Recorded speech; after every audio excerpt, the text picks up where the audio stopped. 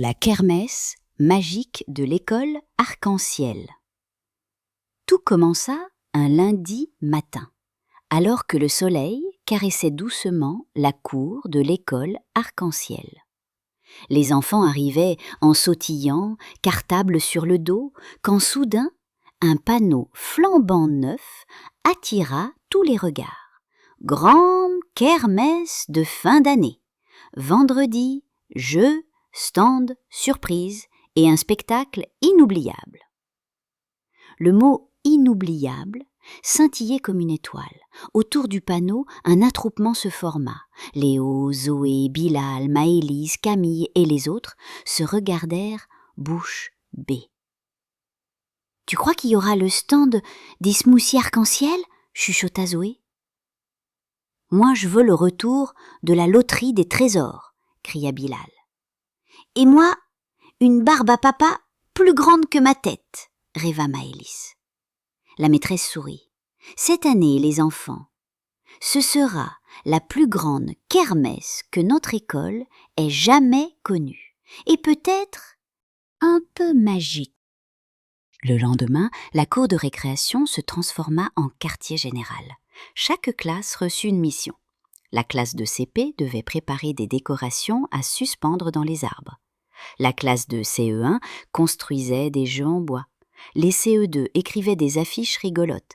Et les CM fabriquaient les tickets, comptaient les lots et préparaient le spectacle. « On est comme des chefs de village, » dit Bilal très sérieux avec son petit carnet. « Non, mieux, des magiciens de la fête, » rétorqua Zoé avec un clin d'œil. Dans la classe de Zoé, on inventait des slogans pour les stands. « Attrape un canard, gagne un doudou. Tire à la corde et décroche ton goûter. Fais tourner la roue, du destin gourmand. » Et surtout, on préparait une grande surprise de fin de journée. Mais chut, c'était secret. Le mercredi après-midi, dans la salle polyvalente, un atelier un peu particulier s'installa. La fabrique aux costumes. Les enfants vinrent avec leurs parents, frères, sœurs et grands-parents pour créer les tenues du spectacle. Des rouleaux de tissu colorés tapissaient les tables, des boas scintillants, des chapeaux rigolos, des lunettes de clown, des vestes à paillettes, des collants rayés et des capes de magiciens flottaient dans tous les coins. Léo cousait un gilet rouge avec sa mamie. Zoé créait une jupe faite de rubans colorés. Bilal dessinait une cape étoilée qui, selon lui, réagirait à l'applaudimètre. Maëlys, elle, cousait une robe tutu avec des ailes de papillon. « Je veux danser comme dans un rêve, dit-elle. » Et pendant qu'ils cousaient, découpaient, collaient, ils chantaient, tous ensemble, la chanson de l'école. Une école, 1000 couleurs, 1000 rires dans nos cœurs. Quand la fête arrive ici, on s'envole jusqu'à la nuit. Jeudi, veille de la kermesse. La cour de l'école s'était métamorphosée. On aurait dit un petit village féerique. Des guirlandes lumineuses s'étendaient d'arbre en arbre.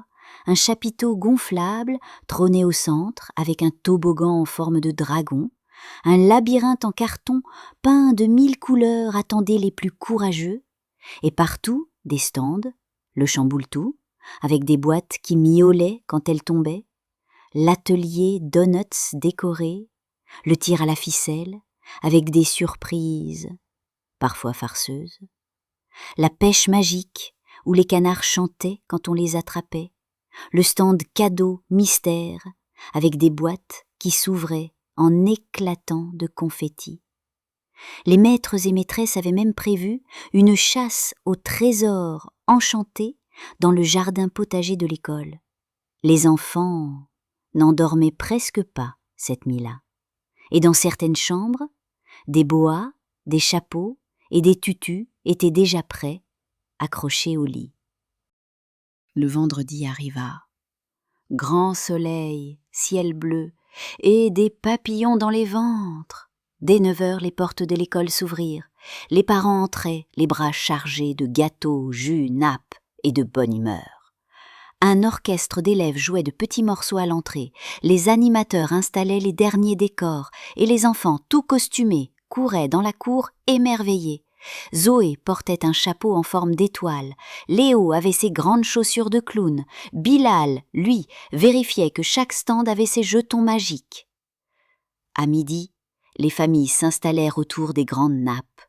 Au menu, salade faite maison, quiche, tartes, cakes salés, et pour le dessert, une montagne de gâteaux, bonbons, glaces et confitures aux noms rigolos. Les rires fusaient, les flashs crépitaient, et les sourires brillaient autant que les guirlandes. En fin d'après-midi, une musique douce se mit à flotter dans les haut-parleurs. Les enfants se regroupèrent derrière la scène en bois. La maîtresse murmura « Vous êtes prêts, les artistes ? On va illuminer cette journée. » Les parents prirent place dans les gradins, appareil photo en main, les yeux remplis d'impatience.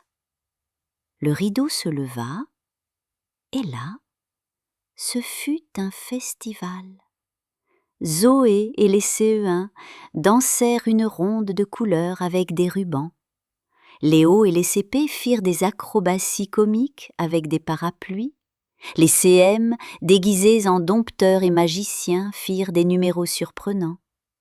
Quand Bilal fit apparaître une colombe en papier qui s'envola en tournoyant au-dessus du public, tout le monde applaudit debout.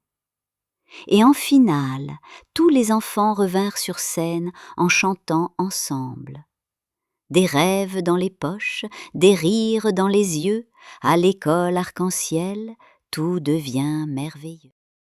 Alors que le soleil descendait lentement, un dernier moment magique se préparait. Le directeur monta sur scène. Il souriait jusqu'aux oreilles. « Cette kermesse, c'est la vôtre. Merci à tous. Et maintenant, place à la surprise finale. » Boum ! Dans le ciel, des confettis multicolores furent projetés. Des bulles géantes flottaient entre les familles. Une pluie d'étoiles brillantes descendit des arbres. C'étaient des petites lampes suspendues qui s'allumèrent d'un coup.